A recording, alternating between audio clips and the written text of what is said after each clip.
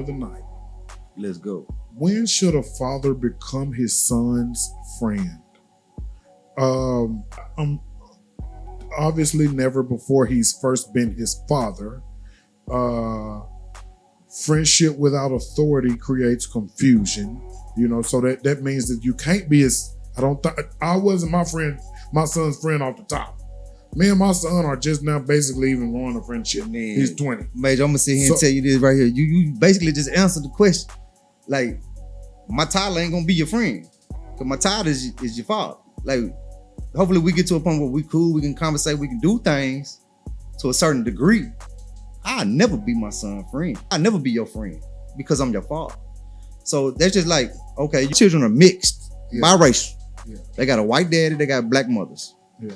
They deal with their own type of shit that they got to deal with. Because it ain't ideal for them either. But what I'm saying is, my father, and I've heard my father say some racist type shit before. Yeah. Duane, thank you so much for coming to the show. Appreciate you for letting me be here. I truly appreciate you.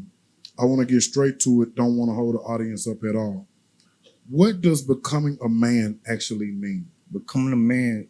So for me, becoming a man was when I had to take on my own responsibility for my ownership, myself. Meaning I'm not dependent on my parents no more. I'm not dependent on somebody to take care or provide for me like that. So that's part of becoming a man. Now, once you become that man, you get past that stage. For me, is what kind of man do you want to be? And every day, I'm still figuring that out too. So every day is still a learning process. Yeah. But yeah, man, being a man is not an easy road. Some travel it differently. Some gotta be a man before they're ready to be a man. You might have a loss in the family. You gotta step up. You might just be in a situation where, hey, you gotta go ahead and do things that you weren't prepared to do. So it's all different avenues to manhood. Correct. That could get you to manhood. Absolutely. Okay. It's not just based on age. You don't just all of a sudden get 18, you out of high school, now you a man. You know what I mean? Ideally, when you become that man, you step out on your own. You start creating your own pathways. I had a conversation with my son last night. Hey, when he got at a certain age, you ain't want to abide by my rules no more. Guess what? You had to go out there and learn how to be a man. That's a fact. Doing a great job, though. Still in the process of learning things, figuring things out. And I'm always going to be here to support. Yeah. Me as well. I'm not the man that I'm capable of being yet, but every day I'm trying to be a better man than I was yesterday. Yeah. That's good. That's good. Everyone gets older, but why do some men stay stuck while others mature? Now, that's a great question. Why do some men stay stuck while others mature? When we speak, I'm only going to be kind of speaking on myself, like things I go through. Yeah. I can't speak on everybody's situation. Yeah. And I hear this about me a lot of times. I seem to get content with where I'm at. And I say that meaning, you get to a certain place, everything's going smoothly and you don't change. Well, change is hard. Yeah, it is. If it was easy to change, then everybody would do it. But that don't mean that I stop changing. It just, I don't react off impulse. Like we talked a little bit, I'm not finna just go out here and jump and buy a $3,000, $300,000 home if I'm not prepared to financially cover that for the next 30 years, 15 years, whatever mortgage you do. $2,500 a month. So you get in that way and you gotta be prepared for that. But at the same time, before you progress, you gotta start cutting away some of your childish ways too. Meaning, hey, I ain't young no more. I can't just hang out, drink all the time anymore. I can't just party with friends no more. I gotta be mature enough to start making these stepping stones to being a more mature man, a more family-oriented man. Because the whole goal is to what? I want to have a family and settle down and make sure, hey, this is what it is. Yeah. So you get to a certain point, you just get comfortable. The thing is, sometimes you need that little motivational push to push you over that comfort zone, make it a little, hey, okay, we've been here for a minute. Now it's time for us to take a couple more steps moving forward. Now, I understand all that because that's where I'm at with it too, basically. But as far as the guys who just, and I know you're saying that, strong, I'm telling you from how I can see it, not from the perspective of another guy. Yeah. But the guy who is stuck, is it a way for him to, what advice would you have for him to try to work his way out? That maybe, let me see, because I had some ego or not looking in the mirror or comfort is addictive as a man, actually, I mean, that's a female thing right there. Or accountability, trauma, past traumas. Like, how can he, you see what I'm saying, come from out of being stuck like that? The thing about it, you got to sit back and you got to really have a conversation with yourself. Is this something that you really want to do, though? Because a lot of times, pride is what gets in our way. I'm too prideful to ask for help. Yeah, I struggle too. A lot of folks do. But we're too prideful to reach out and use our resources that we have. A lot of people love you. A lot of people will do for you. But you won't allow that because you're being a stubborn individual. You know what I mean? But first, foremost, you got to sit down and actually have that conversation with yourself, the man in the mirror. Yeah. And figure out what it is that you really want to do. Because only thing that we can't get back is time. Yeah. You want to keep on moving forward and progressing. If you're stuck, man, seek out, get the help that you need from the folks that actually love you. When somebody offers something to you, don't be so, I don't want it because of this or that. It's more, hey, I appreciate it. I'm gonna use it, and I'm gonna do whatever I need to do to keep on moving forward. Yeah, God not only loves a cheerful giver, but He also loves a cheerful receiver as well. You got to be able to receive and not just give, especially when you're trying to grow and not be stuck. Now, as far as people getting older and some men becoming stuck while others mature, my follow-up question to that is, from your own experience, your own life, when did you realize that you had to change? Man, I realized I had to change the moment I had children. Now, it didn't happen overnight. I can tell you that much. But my firstborn son, because then I had to take on responsibility of somebody that can't take care of themselves. Right. So that means the life I was living, I got to start gradually changing. I got to start being a better person for him to look up to. I got to make sure that I'm doing the things I need to do to provide for him and make sure that I'm still here, the way he can see me on a day-to-day basis. So for me, it was having my children. But first child, second child, third, fourth, fifth, and etc. But that was my motivation to do better for myself. If not, I probably would have stayed in the same loophole I was in because I was good. I was content. I didn't have anything to push me to that next level. And see, my follow-up question to that was there one situation or one failure that forced you to grow up, and you basically telling me that your children? Yeah, man. Yeah.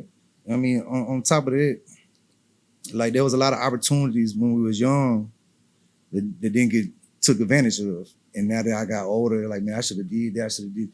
I don't regret nothing though, because right. I love the fact of how my life turned out. Right. Now, now I'm going into that, and that's why I'm cutting you off right now. I apologize. But my next segment is the streets. You experience street culture. Looking back, what lessons actually helped and which lessons nearly ruined your life, if any? So, and if any helped, if any lessons actually helped. Well, the thing about street culture is just, I mean, you become observant of your surroundings. So that helped me being able to pinpoint the negatives and the positives that's around me. Even into the workforce, you try not to judge nobody by the cover, but you see it because you've been around it, you've experienced it enough. So just being aware of your situations, that was a positive thing. Knowing how to network based on what you see. As far as negativity, man, I can say we was young and wilding as far as when I played in the streets. The 90s? late 90s, Yeah. early 2000s. Yeah. You know, that's kind of when we was out there playing around. Completely in the streets. different world. Yeah, absolutely different. Yeah. I wouldn't dare. If I was a kid today, I wouldn't dare go out there. Yeah. But the thing about it, man, we had a lot of tribulations. I guess that's a good word. That's a great word. So there was a lot of backlash. There was a lot of altercations.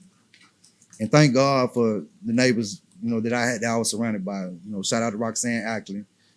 Because without her support with the other neighbors, saying, hey, they're young, they're gonna get out of this is just a thing. I don't know where I would be. Shout out to Miss Ackley. But yeah, man, just doing wild and young, dumb stuff at that time, that'd probably be the backlash. Now, the follow-up to that is, why do so many men romanticize the streets after they've escaped the streets? Because the streets was fun. Yeah. It was easy. It was fast. Yeah. You can go out there, blow money, get money right back. You're attracting women. It's basically like a big party. So it's a part of your life where you're just partying instead of actually growing up. So you look back at it when you start growing up, you know, times get a little bit harder. It ain't as easy as it was when you was out there just having fun. But it's the right thing to do because fun don't last always. No. Eventually it'll come to an end point. So that's why I look at it as far as that goes. And it could come to a disruptive, non-harmonious end as well. Yeah. The last question about street culture, if every young man in America was listening, what's one street lesson you hope they never learn the hard way? Being stuck. So you get the mentality where you stuck in the street and not being able to grow past the street boy, the dope boy situation. Yeah, so you get to the point. Let's just say I've lost a lot of friends one or two ways. Either they're dead or they're in jail. And the worst thing you can do is either one of those. Yeah. Now, luckily, some people, you know, get out the situation and whatnot. But how would you feel, Major, if, say, something happened that jeopardized you from being out here in this free world? And while you're down there doing your bid or whatnot, or you're not here no more, something happened to your mom or your dad or something, and you ain't there to see it or be there to support it. So you got to come back out here into this real world, and everything that you always known no longer there. Yeah, that'll probably be a very traumatic experience for me. I wouldn't want to go through that situation right there. I wouldn't know what to do. I mean, that was a hell of a on-the-spot question. I wouldn't know what to do, Duane. Yeah, so my thing is, if you chose to do that, which I'm not condoning it, right? But at the end of the day, have you a plan to where you gonna find a way out? You know what I mean? It's gotta be a stopping point somewhere. So that means it ain't gonna last forever. No. And you can't have a mentality thinking that it is gonna last forever. You gotta be smart enough, conscious enough to say, hey, this was fun while it lasted, but I gotta go this way. Yeah. Before it costs you everything that you got. You know what I mean? So, other words, you saying that you would hope everybody wouldn't have to learn the hard way time. Yeah, man. Like I wouldn't want to wish the things that I went through with anybody. I wouldn't want to wish the death of friends or the years I've missed with people that I loved. You know what I mean? Cause I can sit here and shout out a few of them, man. We got little Lee Martin, Trey Davis, Brian Kendrick, Charles Baker. They ain't here no more. Shout out to Lee. Shout out to Charles Baker, my actual cousin.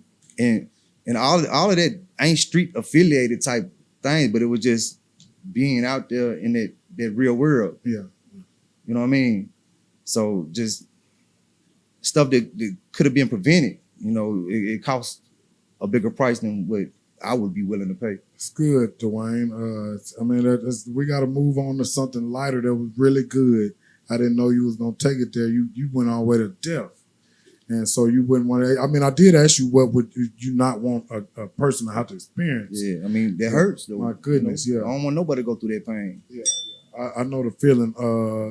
Shout out to Brandon Harris. We love him. Moving forward, dating. much lighter guys. Okay. Dating has changed dramatically. Do you believe people today are dating for love or are they dating for convenience? All right, so I got my own opinion about dating, period. I feel like love is an emotion. So I can't date for love. I can date you and get love from you, like find love within you, because that's the whole point of dating, is to find the things and enjoy the moments that creates me to love you. A lot of dating is for convenience.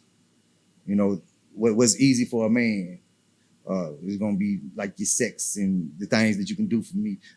As far as the woman, it's gonna be, well, is he financially gonna be able to take care of me? Yeah, You know, y'all had this conversation on another episode, but a little bit different. But for me, the dating stage, if I'm dating with you, I'm not just gonna be dating one person, because the dating thing is gonna be opportunity of me getting to know you. And I can't just sit here and devote all my time trying to get to know somebody without trying to figure out shit, who I'm gonna take serious. So are you saying dating multiple people, women, or are you saying multiple sex partners? No. Do you see? I ain't saying sex partners at all. So I'm just saying, like, if you're in a stage of dating, Yeah. you want to keep your options open because you're trying to learn that person during that stage. Now, once you find a person that you like and that you cater to and everything's good, that's when you start a relationship, right? Mm-hmm. That's when you get in a relationship, and the whole thing about a relationship is you're supposed to build from that. So if we're going to be in a relationship, then we should be making goals, plans. The whole end goal is for us to be together forever. Not while you're dating, though. While you're dating, you don't even know if you like this. I don't know if I like the way you squeeze your toothpaste. You know, so you got to figure that out.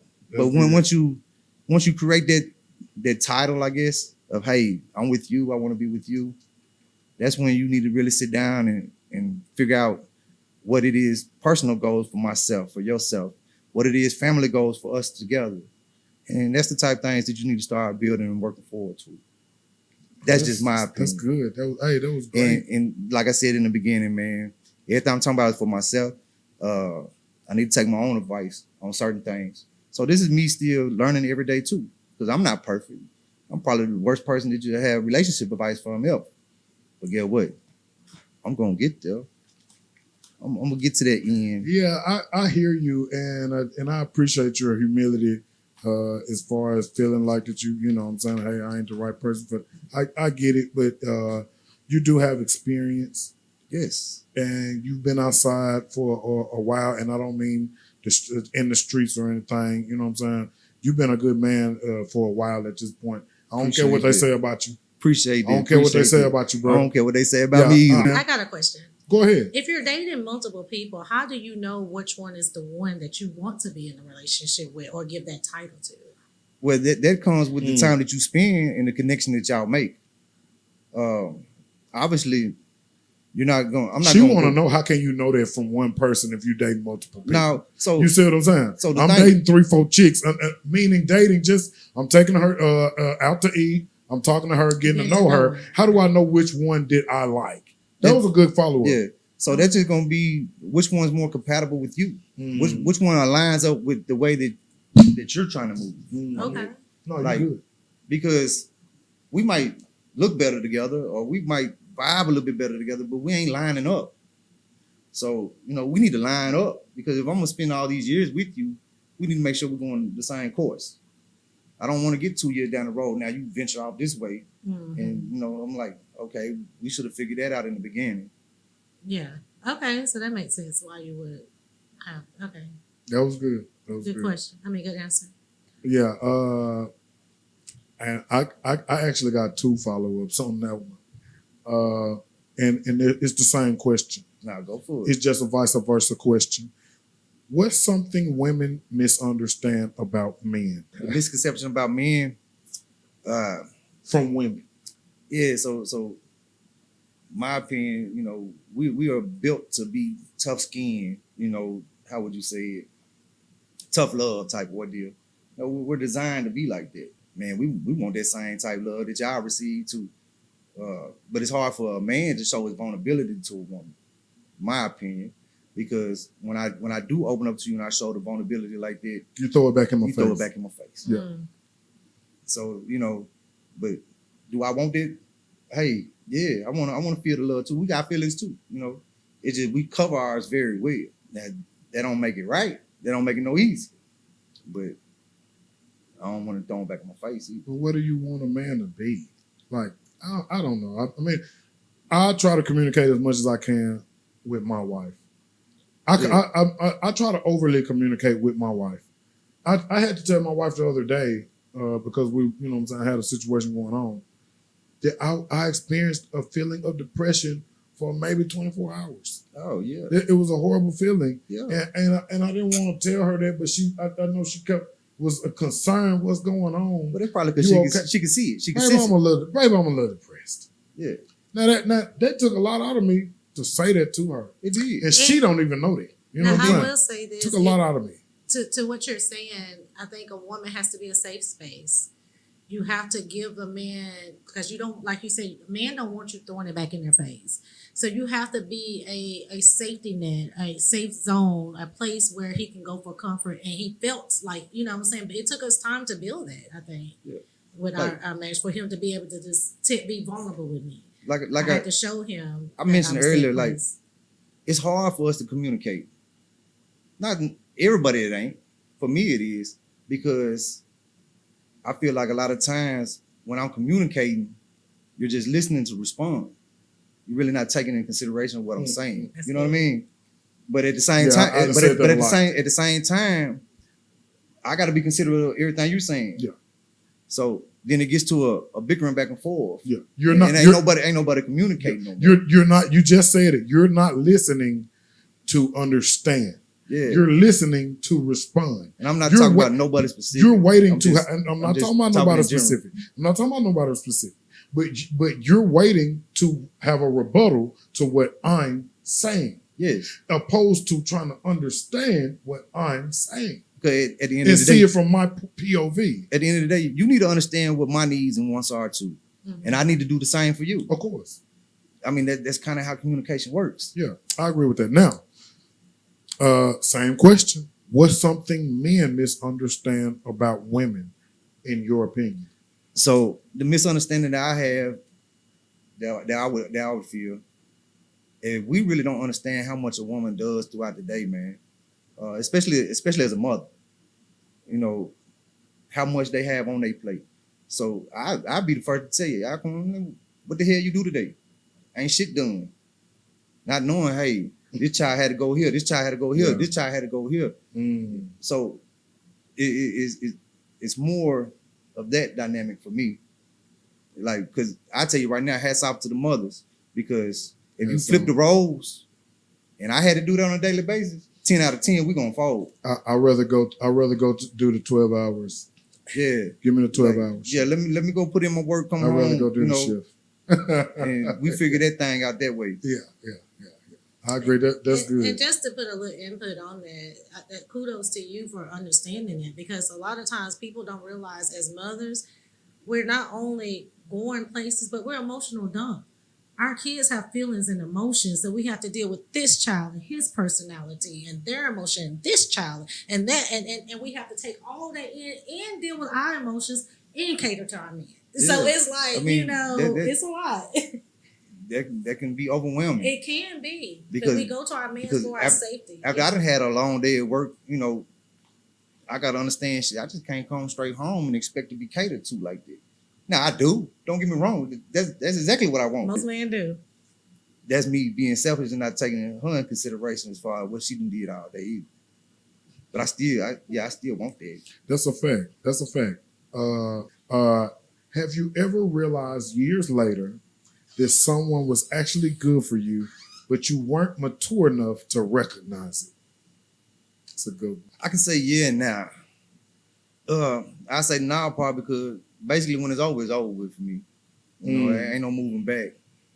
Now we still in the stage of trying to figure it out. That's cool. But once it's done, I ain't going back. Now I can say yeah because not everybody loved you for you. So the person that loved you for you, you might you might have missed that opportunity. You know what I mean? And me personally, I think that's a hard thing to find. That's very hard to find. Because for somebody to love you for you, Yeah. not what you can bring to the table, what you can do, No, you. or what you look like, or just love you genuinely for the person that you are. Yeah. You know, that's the person that probably you slept on. Yeah, know you what talking I'm about the real thing.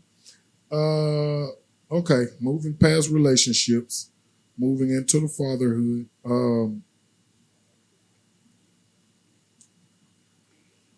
Everyone can become a father or a donor. Very few become a great dad. In your opinion, what's the difference? Man, I don't know how to answer that other than, my father was present in my life. Yeah.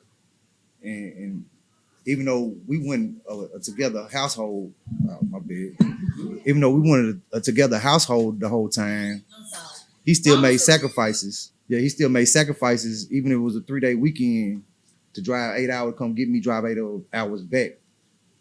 So that right there showed me, hey, being a present father. You know what I mean? Now, I want to be the father that's gonna always be there for you, for my daughters and stuff like that. I want to be the ideal person that you want to be with. You got to work on some of my characteristics, but at the end of the day, it's not hard to be a good father, man. You just got to be present. You got to actually want to do that. That's good. You touched on a few of the differences that I had. You touched on presence. You touched on leadership, consistency. You was talking about your daughters. Protection. You was talking about your daughters. Now, can you touch on sacrifice and discussions with the son, which can be really hard once they, 17, 18, 19. My son's 20 now, and I find it 16, 17, and 18 was really tough trying to have discussions with him. And I also want you to talk about sacrifice as far as the difference between the guy who the baby daddy and the father. So them mid-teenage years, yeah, it is rough, because right then that's when they start feeling themselves. Is it all on you in those years? Like, are they making it? Are they a reflection of you in those years? Because they're not listening. I already had one. Now, and he wasn't listening. I'm gonna tell you like this, man. I don't know how to get around that part of life, because the thing about it is, I did it. I did too. Until I got older and I realized, hey, you were right. I had great parents. I thought I knew everything. Yeah. You couldn't tell me shit. Your children get to that point. Then sometimes you gotta give them just enough time to go out there and hang themselves before you reel them back in. You know what I mean? But you got to reel them back in, though. Yeah. And it's just proof in the pudding. They got to experience it. They can't be sheltered. Even though we want to say, hey, I'm gonna be a better father than my father was. I'm gonna do this. Man, our children still gonna be the same in the essence, because they're still gonna make them type decisions. Mm-hmm. They're gonna get to a point in their life where, hey, I don't care what you talking about. I'm finna go this way. When you go that way, let me know how that work out for you. Now you finna come back on over here though. But I don't want him going that way to result in time spent or prison or whatever. But like I was talking to Ford just earlier today, same thing that I was telling Oketch in the prior pod. I try to allow my son to fail in a controlled environment. To him, good. His environment doesn't feel controlled. It feels like it's completely all on him. I feel like it's 100% on him. But we're letting him fail in a controlled environment, just like she's doing with her son Braxton. Yeah, you see what I'm saying? The grandma here and her, they're letting her son fail in a controlled environment. So they two things are like to that. You got to trust in the process that you had prior up to that, what you've already instilled into him. Yeah. You've already instilled the rights and the wrongs and the do's and the don'ts. You got to trust that. They're going to test the waters, right? And just like I had a conversation with my son last night, how do you see it now? Because they're going to sit back and reflect on it. They're going to come back. They're going to tell you that you were right. But it's just like a little spur of the moment thing that they're going to do, man. And I don't know if there's any way of avoiding it. Because if you try to contain it, it's going to make it worse. It's going to make it worse. You talking about over shelter? Yeah. No, you don't do that. It's gonna make it totally worse. No, you don't do that. Because there were times being in separate households and stuff like that. I can't control your household over there. Now, I'm always team mom. If your mom said, hey, you can't do this, then shit, get what daddy gonna say. Yeah. You can't do this. Yeah. Point blank period. I don't give a damn what you talking about. You're not finna call me and think I'm finna override what decision your mama made. And she said, no, it's not. Now, there two things can happen. You not listen to her, get in trouble when you come over here, but you ain't gonna like it over here. Because over here gonna be more of a struggle. You ain't gonna have these home cooked meals every day. You ain't gonna, so you might as well take that trash out like she told you. Because over here you gonna take the trash out, but shit, you ain't getting fed like that. Mm-hmm. Now you gonna eat, don't get me wrong, ain't nobody, doing anything like that. But it's a different world. Yeah, you old school. Now, me too. Now, what happening is when your mama say do something, she mean do it right now. Yeah. I mean, get your ass up, go in there and wash them dishes. Yeah. Now, I'm going to tell you, hey, them dishes need washed, this needs done, this needs done. I don't care when you do it, the shit need done, though. Mm-hmm. Just make sure it get done. If it ain't done by the time I get back or whenever they over with, smoke. Now we got problems. Yeah. But you was in a better environment over there, all you had to do was get your ass up and go do it at the time. Over here, you think it's more convenient because you get to slack off a little bit. It seemed like they be more defiant with the mom. At least my son was. I remember several conversations with my son's mom, and she was like, "He just don't respect me like he does you." And I don't. I'm talking about like he was little, and so I think it might have been a presence thing, maybe like a voice thing, or whatever. You know what I'm saying? Like my daughter probably won't. I don't think my daughter talked to me like she might, and then she spends way more time with her mom. Yeah. Okay, but I just don't think that she'll even talk to me like she might get mad at her mom, or you know what I mean? Now, at the end of the day, being the man, we are the disciplinarians, so our voice do carry. It's like a natural gene that they already have. So when they come around and it's like that, it's something that was already pre-programmed in them. Like just right now, your daughter or whatnot, she ain't gonna tell you the type things that she gonna tell her mama. You know what I mean? Because she feels more at a nurturer over there, a comfort stage that she's not going to get typically from the male's perspective. Now, hopefully, we get to one point in time where you feel comfortable enough where we can have them conversations as well. I mean, that's the whole goal for me. I want my children to be able to come talk to me about anything at any time. But understand this, I'm your parent. I ain't your friend. So you're going to always know that I'm going to be here for you. I want you to have a safe space where you can come talk, but I'm not your friend. So don't think that we cool. I'm here for you, though. I think that's really good.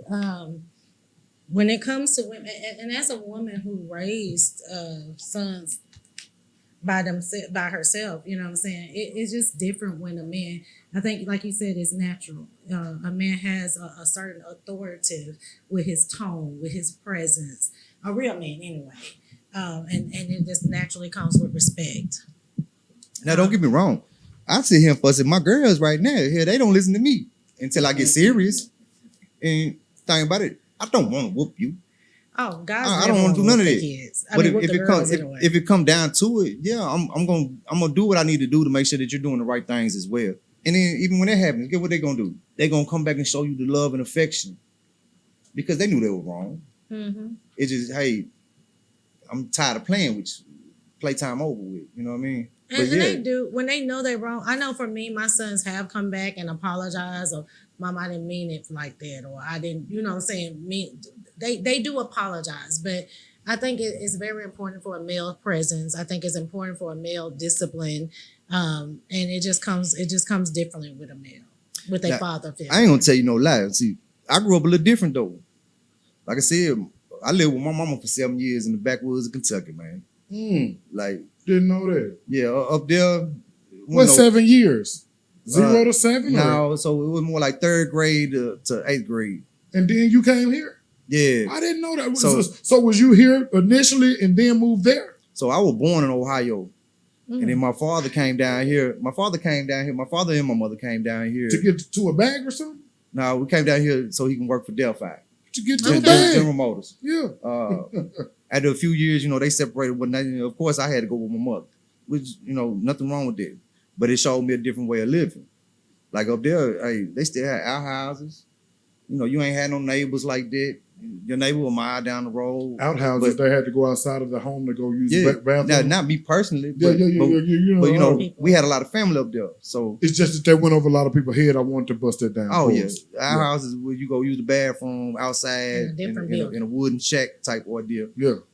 Nighttime, you better bring a buddy, flashlight, 'cause, ain't no telling what's going on out there. Septic tank area. Nah, ain't creek.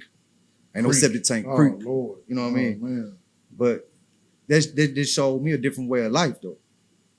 And as far as that go, it was cool because, like I told you earlier in the podcast, my father, every time we had a 3-day weekend. If I had Friday, Saturday, Sunday off, he coming to get me.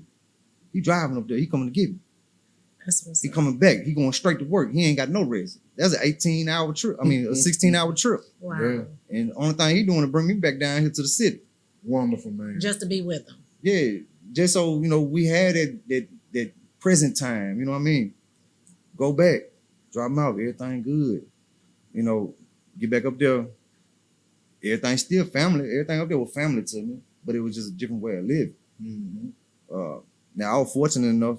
Now I hate to take the podcast to a different, Go ahead. but I was fortunate enough to have them memories and to share. Like I was down here, that's how I got to know catches and stuff like that. We didn't do that because I didn't live down here. We did it during the summer times, you know what I'm saying? I didn't go to school with them until 8th grade. Mm. That was my first year starting any type of school down here other than elementary.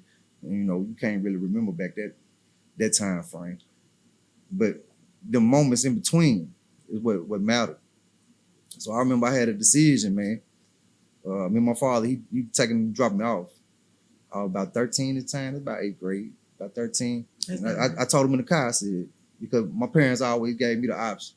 They co-parent with. They always gave me the option. When you reach this age right here, you get to pick and choose what you want to do. So I said, yeah, man, I think I'm just going to go in here and get my stuff. I'm going to come on back home with you. He said, how you talk to your mama? I said, nah, I tell her when I get there. Got there, broke it down to her. She respected my decision, though. Turned right back around, drove her 8 hours back this way. That was a blessing. Sounds like you had an absolutely wonderful mom to allow you to make that decision, which was probably best for you in your life. Praise God. And I respect the hell out of your mom for being that strong. You The know how strong greatest. that was a strong woman. Probably the question of the night. Let's go. When should a father become his son's friend? Obviously never before he's first been his father. Friendship without authority creates confusion, so that means that you can't be I wasn't my son's friend off the top. Me and my son are just now basically even growing a friendship. Man. He's 20. Major, I'm going to sit here and So- tell you this right here. You basically just answered the question. Like, my title ain't going to be your friend. Because my title is your father. Like, hopefully we get to a point where we cool, we can conversate, we can do things to a certain degree. I'll never be my son's friend. I'll never be your friend because I'm your father. So that's just like, okay, you get to a certain age and you know my name. You're not never going to call me Duane. I don't never You're- want to hear you. You're not never going to call me Duane. We bump it. You're going to call me Dad, Daddy, Dad, whatever that is. And funny story, like, because my kid's full of energy. So my oldest daughter that I created wanted to know my middle name. That's So- fine. So she found out. Yeah. And I asked her, well, come to find out, she wanted to know my middle name. That way she can say my full name when she asked for something to let me know that she was serious. So my response was, baby, you'll never call me by my name. You're going to always call me by Dad. Yeah. So don't never get it twisted. I'd never be my kid's friend. That's not my title. You know what I mean? My title is father. Now, don't get it wrong. Me and my dad, we sit down, we have a great time together. I'm grown. We become grown, we'll sit down, we'll have a drink or something like that. If we go out, it's not gonna be on no friend type shit. It's gonna be a father-son type shit. Our conversation is gonna be reminiscing, stuff like that. But I'll never be his friend. He got friends. My title is son to him. You know what I mean? Yeah. So you gonna own that title. Yeah. That's just how I feel. I'm the same way. Me and my obviously I'm 42 years old. I've been my dad's son for 42 years, and I've never just said, "Hey, Cooney," or "Hey, Andrew." Wow, Like I never said that to him in my life. that's This might sound weird to him hearing this if he watched this. It sounds disrespectful if you call me by my name and you my child. You know what I mean? It's dad. Now I can understand. I can understand this right here. Now there's a two-way street to that. If I ain't never been present in your life, I don't have no involvement in the things that you did growing up. I can see why you would call me something other than dad or father. Of course. I'm gonna call you by your name because then that's the type of person that maybe could become your friend. My son and my daughter, because you wasn't present in my life. No. As long as I'm here doing the things I need to do, you're gonna put a little respect on the title. You know what I mean? Both can come here tonight. Now, both my children can come here tonight. If you can't call me Major. If I was an absent father, you gotta call me by my name because I gotta get back to where I understand. Trying to fix that situation. That part. If it's fixable. If it's fixable. You know what I'm saying? Yeah. Because 0 to 7 is the most flexible a mind is when you should really be in your child life the most. Whether you can or can't, you need to have some presence. And that go back to you earlier. need to have some presence. But see, that go back to earlier though, Major. Like we were talking about being outside. Them times that you missing. That's what I was reflecting on. It ain't all about, like I reference, like say you come home and when your loved one's gone. What about the time that your children miss from you? You don't get that time back. Can't get it back. And you're not and lying. them some of the most important times of their life. Now, don't get me wrong. I can't remember everything that happened when I was younger than 5, but I do have bits and pieces of memories that pop up and be like, I do remember that. So let me ask you a question then, Major, because I know it's tough because you still got your children of your own. And these are your children as well through marriage. Yeah. You got to bridge that gap too, right? Yeah. That means you took ownership of that. 100%. It means you got to be there 100% as well. Yeah. But it don't come as easy as it does with your own. It's not. But the thing about what I'm saying is these children are innocent too, though, because I have stepchildren. Been in their life, since they were young. I've never forced them to call me dad, none of that. God no. God no. Hey, I'd rather you call me by my name. It's now, completely if you ever get to the fine point for where them to call me Major. If you ever get to the point where you feel comfortable to do that, that was your decision. Yeah. But I'm gonna always call you my son, treat you like my son. You know what I mean? I can still call you by name, but at the end of the day, I look at you as being my son or my daughter or whatnot. But what I'm getting to is things that I got to do better as far as a person. I'll make sacrifices for my own and not make so many sacrifices. I still do, but I don't go above and beyond for the others. And that's not nothing personal. That's just something that, for me, that's natural. I got to work on doing better. Because don't get it twisted. Oh yeah, I love you. I love everything about you. You might not see the love, you see that I care because of the actions that I do. But I got to get better as far as, hey, being more present in your time, like being more present to the things you got going on. And that's even if the relationship out the window, I've got too much time invested in you. Mm-hmm. Yeah. You are still my children's brothers and sisters. That's very, you know what I mean? Yeah. Like you always be a part of me. So I got to make sure that, hey, you understand. I'm here for you too. Ain't shit changed. Yeah. That's very, very challenging question you just asked. I'm gonna be always transparent on this one as far as the sons. It's hard to treat my 2 sons from my wife like I would treat my son because but hear me out though. I'm listening. Because I've been in their life 6 years, right? Them boys was 14 and 16 when I met them. Now, I don't mean no harm, and this might sound crazy. I don't know what this is gonna sound like, but I don't slack on my son. I don't let up. It's not. I don't. You see what I'm saying? Nah, So I'll be nicer to them, and I'll let them get away with more murder. I won't let my son get away with nothing. Yeah. Why? Okay. Because I've had him since 0, and he already know what we do, what this program is now. When my wife's sons come into my life, I immediately recognize they can't. This ain't this. They have not received this type of pressure. It's levels. I'm big pressure. You gotta be careful how you manage that. I was under a man that had a lot of pressure, dealt with some frustration. That, you know what I'm saying? Has some little issues with his own body and his own life, and he had big pressure. Okay, he wasn't playing with us. He came from a man who played less games than him. Yeah. Born in 1938. Do you see what I'm saying? And so now I got big pressure for Lil Major. My dad, the man I'm talking about, even told me, look, don't you know what I'm saying, don't whoop him for everything. You see what I'm saying? I had to learn this getting, and that's why I was like, Daddy, you beat us for everything. Man, I know I'm gonna get it, Major. I know I got telling whoopings me. on days I ain't do nothing. Not from my dad though, from my mom. I was like, I couldn't believe he was I telling don't me know this, what you Duane. did today, but come on, so you can get this album because I ain't catch you. You know what I mean? Hey, real talk.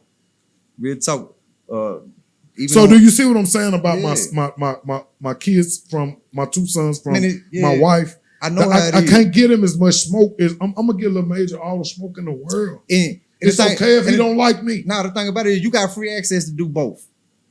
Just like I got the green light. I got the green light to go in there and whoop their ass from the mama. But I can't. That's I personal. said I be that, wanting Duane, I him said to- they 14 and you're right. 16. Yeah, I know. I can't they be are- going to jump on no boys. But at you're 14 right. I and be 16, wanting him man. to be so direct But and at the hard same on them time, as I would. Yeah, so Hey I man, get it. you know, Yeah, he got the green light. regardless, can't nobody do mine like that. You can't come in my kid's life and do none of that. And so I would, and that's why But I see, you can wouldn't call do, me. you see what I'm But see, saying? that's the difference being present too. But at the same time, even if you're not present, or if you are present, if you're present, I'll just call you. If you're not present, I still don't want to put my hands on your children. I deflect to your mom. Look here, That's good. you need to whoop their ass. Now I will, but you gonna have to understand this.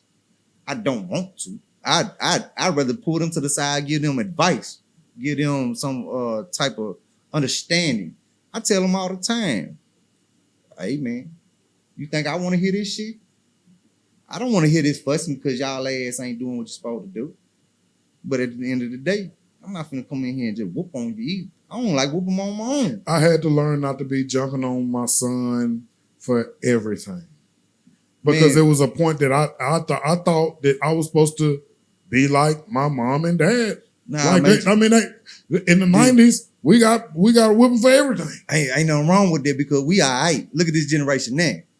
I swear I look at my son and I'll be so This proud of generation him. now fucked He's up. way They different needed than more us other whoopings. kids. I apologize for No, cursing go on ahead, y'all. go thing, ahead, But do this your generation thing. fucked up. They needed more ass whoopings.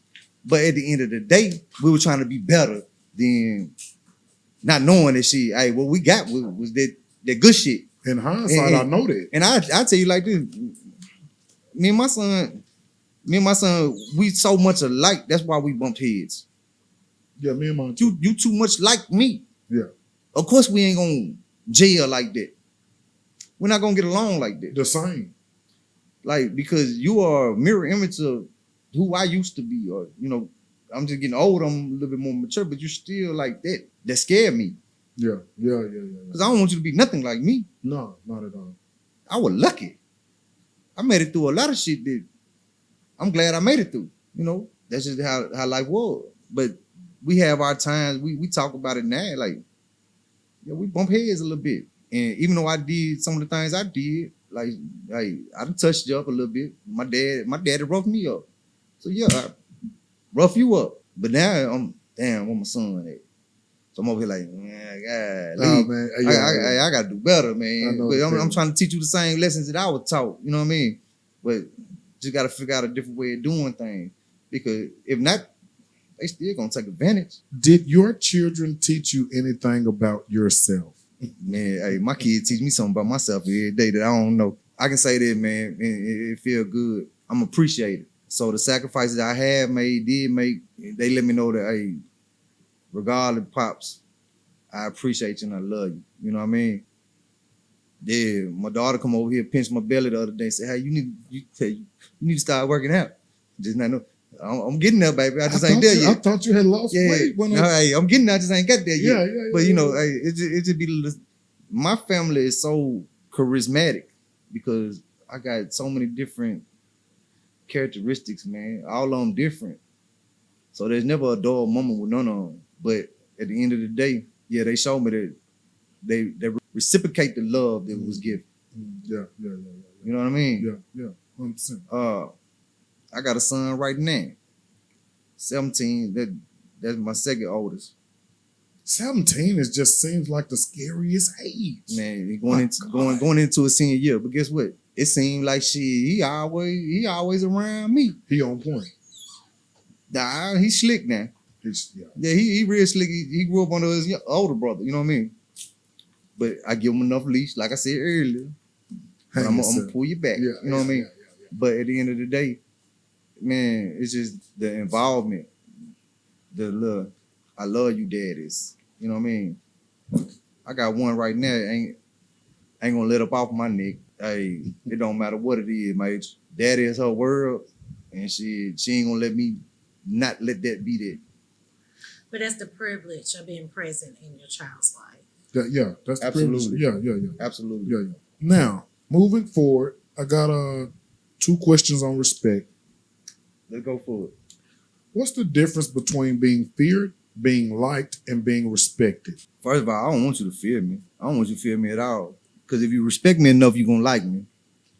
And if you respect me enough, you ain't gotta be feared. Because you gotta put respect on it. The respect thing goes a long way, man. It be the simplest shit. The simplest. Like, Major, I know not to come disrespect you. And you should feel the same. I mean, I don't think you'll come disrespect me. But they so many levels of disrespect, man. What do you consider disrespect?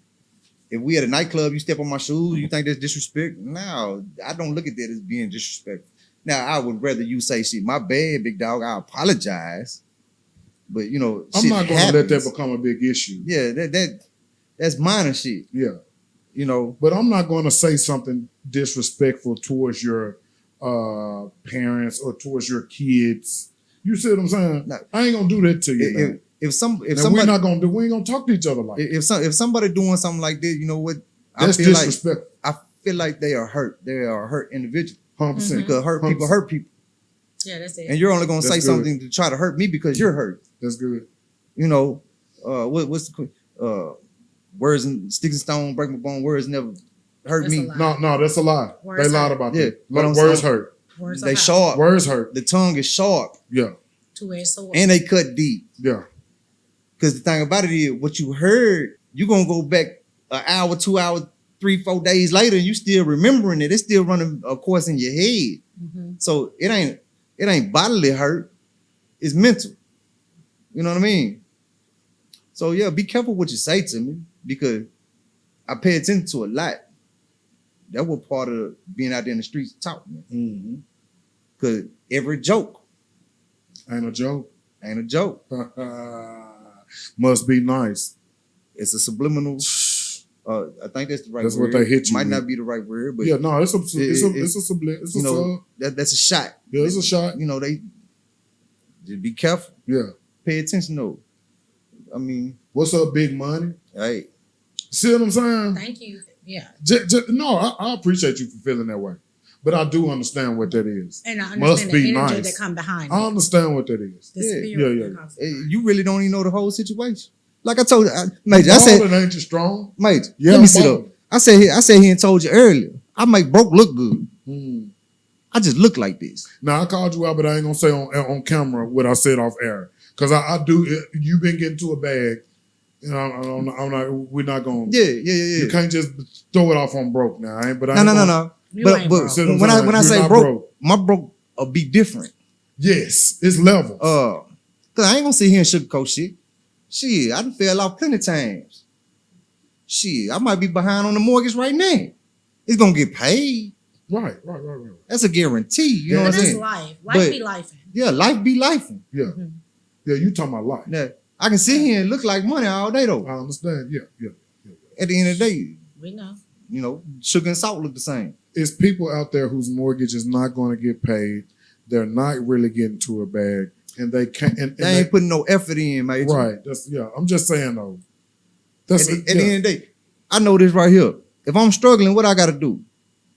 I gotta go put in more hours. Now, I don't got no side gig. Ain't nothing wrong with that. Hey, my partner cut grade. I can go help him cut grade. It ain't a hustle is so many different versions of hustling So than what you many. think it is. Yeah. That's a fact. That's it. Like, hey, I gotta tell you this right here, man. Don't let the street define hustle as being a negative. It ain't getting to the bag. It ain't none of that, man. I wish when we were younger we had more mentors that taught us how to invest our earnings Mm-hmm. to where Or reinvest in the right to thing. where my old money was still making new money. The way I'm still making generational wealth. So I know one of the little questions that you had sent to me was like, what's the difference between, you know, the white culture, the black culture, you know, communities, my bad. And I ain't trying to jump, I ain't trying to jump forward. You know I wanted to get there, But man. the thing about it, I really don't have much for that because I don't put myself in situations to be around certain type of people. But I do So I absolutely gotta cut you off, and we gotta get to the question. I gotta ask the full question. I apologize. Yeah, I got you know I gotta do it. Yeah. Okay. You were raised around the black culture. What's something black and white communities misunderstand about one another? And that's the question. So as far as they go, man, look here, it really ain't a race thing. It's more of a, hey, we more alike than what people think we are. Hey, I grew up in a trailer, big dog. That don't mean I was poor. No. I know folks that grew up in, you know what I'm saying, the projects. That don't mean that they were poor. Poor is a mindset. Yeah, It exactly. is. Broke is a circumstance. That's something that you put yourself in Right. and you don't want to get out of. Right. I agree. The thing about it, I know good white people, I know good black people, I know bad white people, I know bad black people. But I don't let the folks that's bad be entwined in my circle. I don't put myself in them type situations. Because if you're not good for me, what the fuck I have you around me for? You know what I mean? Mm-hmm. Like, everybody struggle. That's a fact. Everybody do dirt. That's a fact. They shit just look different. Yeah. Uh, They might do corporate dirt. yeah, fraud. Yeah. You know, this right here. You might sell a bag. Yeah. Who cares? It's still the same shit. 100%. You just only thing I can say But is white collar crime They- might not get as much time as a blue collar Nah, crime, and as a that- lower level that's crime. the system failing You us. see what I'm saying? That's the system failing us. System failing us. Okay. That's Because good. in this modern day time, my honest opinion is shouldn't none of this shit exist no more. Because when you're born, ain't nobody born like that. You are taught and raised like that.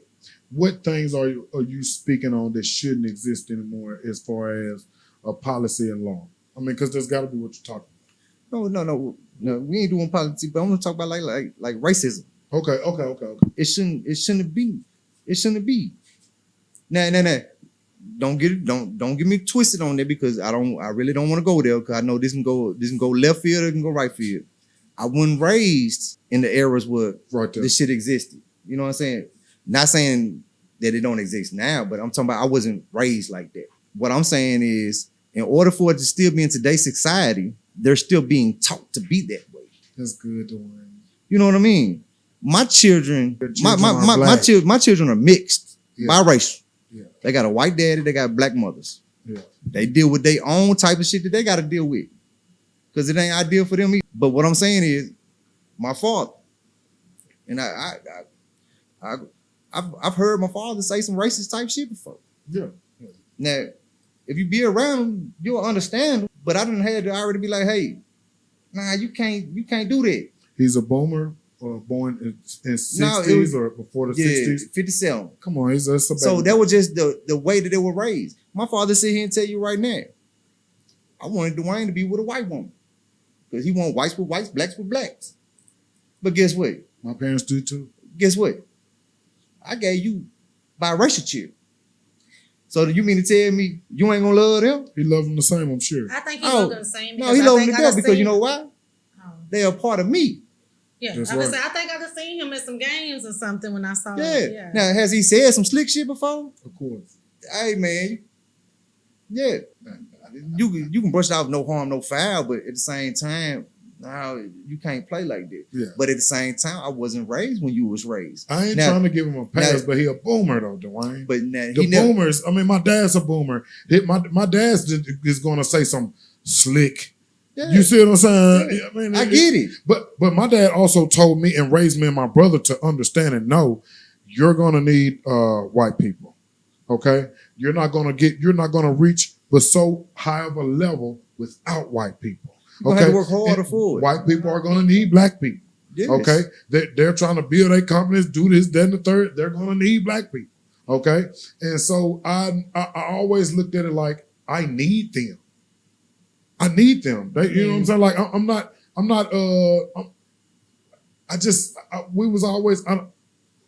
we was raised to be colorblind, but now we learned that you can't be colorblind. No. So we ain't dumb. No, You see what I'm saying? You got But there are really good white people.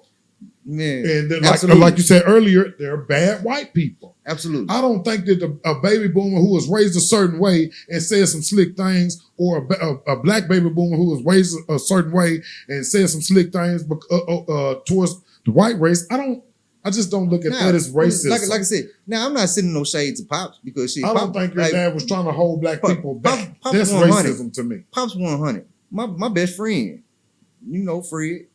Yeah, oh yeah. Fred Sykes. Wonderful guy. Shout out to Fred Hey, Sykes. live with me. My Pops, before he come see me, guess who house he stopped by? Fred. He go holler at Fred first. Yeah. That's they bond. You know what I mean? Yeah. And I'm cool with it. Yeah. Because he cool with it. Yeah. Now, it took a long way to get there. Not saying like, basically that was the era like, hey, them ain't your friends. But after we've been together about 20, 30 years, yeah, obviously them my fucking friends. Yeah. You know what I mean? Hindsight proved Yeah. it. But yeah, on another level, yeah, we'll cut to the next. Yeah. I was never raised to look at it any different. Nobody raised me to tell me, hey, now you can't do that because of that.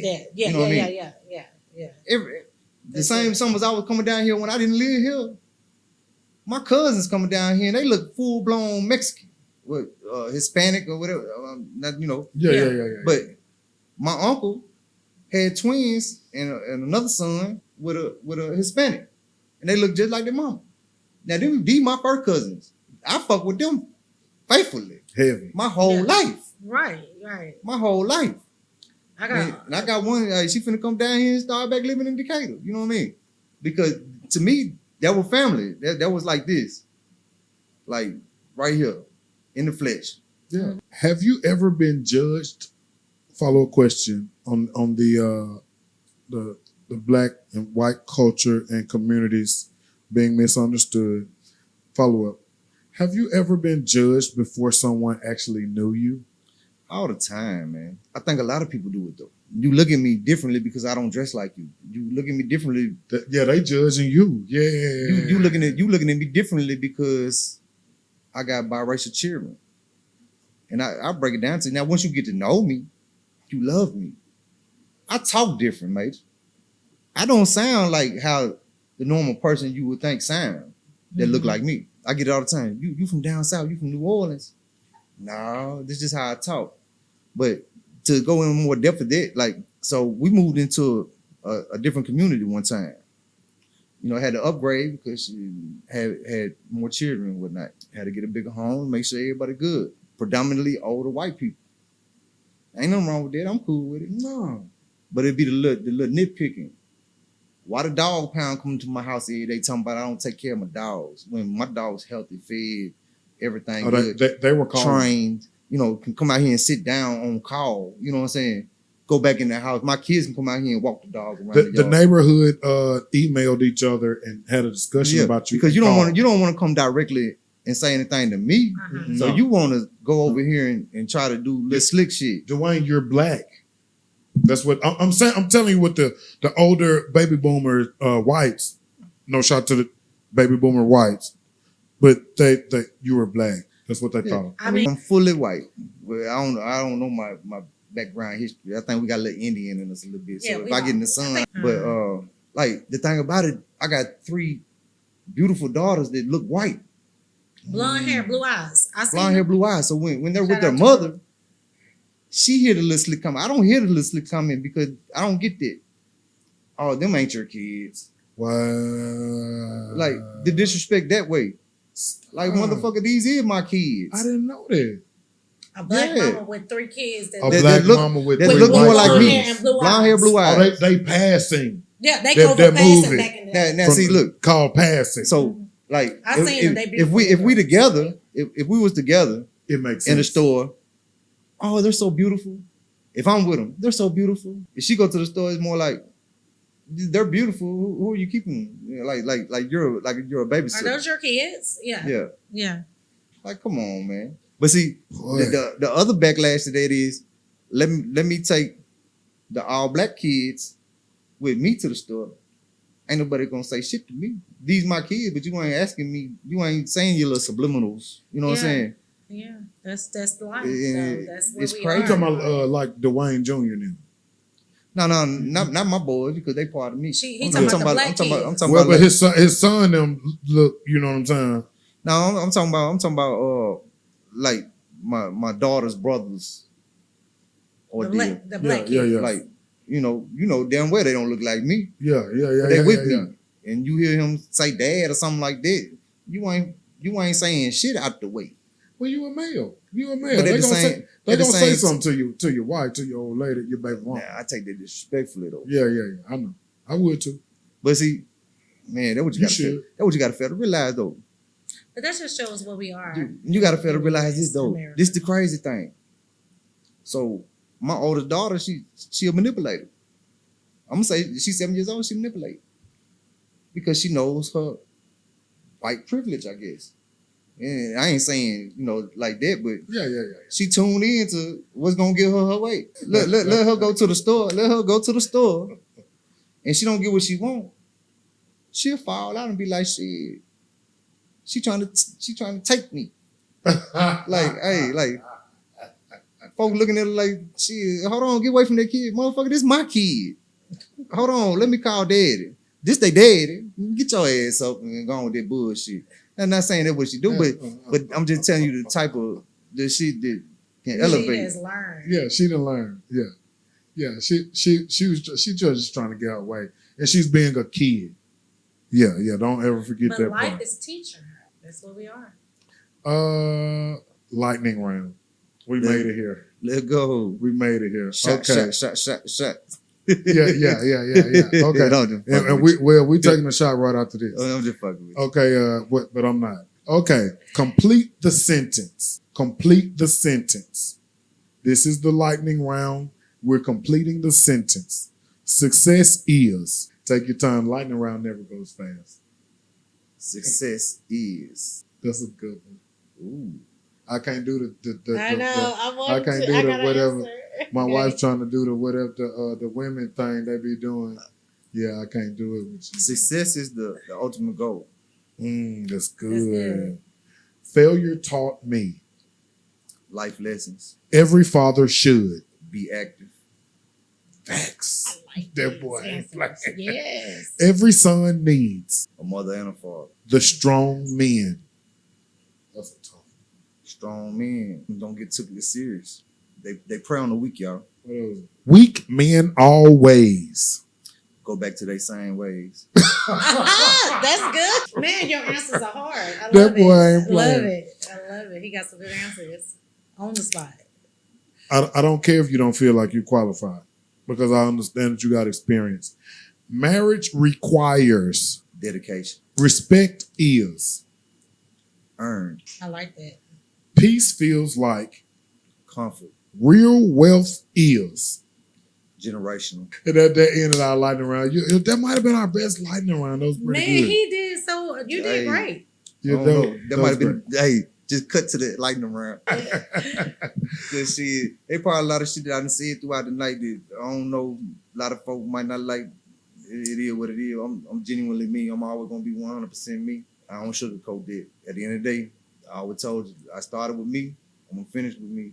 Meaning everything I talked about, I gotta take my own advice and do better as well. I'm not perfect. You feel me? That's No good. one is. So everything I talk about, yeah, they a little bit about my life. Yeah, I'm still working on, you know what I mean? But I appreciate you, Major. Hey, I appreciate Hey. you, man. And that's major. Let's go. I ain't done. I ain't done. I ain't done. Let's go then. I ain't done. Oh, I we ain't got some done. more. I got a final question. It's Okay. the same question that I got to ask every guest now. All right. And it started with the Anna Oketch's first video that we did, not the one we did tonight, but his first one. Final question. Imagine your grandchildren watch this conversation 50 years from now. This is what I'm asking every guest. What's the one lesson you want them to remember about the kind of man you tried to be and become? The kind of man I tried to be. And become. And anything that you would want them to know. You know what I'm saying? Yeah, so look here. Just know that I was present, I showed up as far as me go. Other than that, as far as the female, I want you to take ownership of your body and don't allow everybody to have it. Meaning, hey, know your space. Take in what you need to take in and don't give out everything that you need to give out. And I can break that down a little bit more if I need to. Yeah, go ahead. So basically, your body is a temple. Mm-hmm. Everybody don't deserve to be there. For my boys that's in the family, don't be the follower. Leadership already in your bloodline. Be that leader. That's good. And then at the end of the day, y'all remain keeping that family strong and united because I need that Pilner name to last. That's good. Major. That's a fact. Do you have any closing thoughts? Nah, man. Hey, at the end of the day, I appreciate this shit, man. Don't We know how I look. appreciate you. Don't know how I look. Don't know how I sound. I really don't give a fuck. But I just want to come spend some time with you, big dog. It's been about 2 years since I fucked It's with been you. about 2 years, man. You know, everything's still a blessing. Yeah. Being a man, to the beginning of your stuff, what does man mean? A man of his word. So I told y'all I'd come. I told y'all I'd do it. Yeah. And that's what I did. You know what I mean? Hey, you have definitely been a blessing in my life. And I really do appreciate everything that you've done for me to help me to get where I'm at now. Mate. Yeah, I truly do appreciate you. You know, most people don't know this was my supervisor at my job for a couple of years. You're an inspiration, big dog. Really helped me to grow and mature in my space. And now I'm you left and moved forward, and I'm under Ernest. I love Ernest is great. Yeah, He great. Good. He don't play no games now. Shout out. He don't play no games. And like you guys have really helped me to develop and mature, and I really do appreciate you, man. I say this, mate. You were just as much of an inspiration in them conversations that I was to you. You was to me as well, because it go both ways. Yeah. I needed them conversations just as much as you did. Because one thing about it, we don't sugarcoat shit. No. We just gonna keep it 100. We did. And you take a little bit from whatever you can take from what I say. I take a little bit from whatever you say, and you get what you get out of it. Mm-hmm, You know what I mean? Mm-hmm. I can't tell you what to do with it. The only thing I can do is tell you, and you take what you can from it. Yeah. Same thing with you. I ain't got no but love for you, baby. Number love for you. I have in closing, growing older happens automatically. Growing up is a decision. Every man listening today has another opportunity to become the husband, father, friend, neighbor, or leader someone else needs. That decision starts the moment this episode ends. And that's major.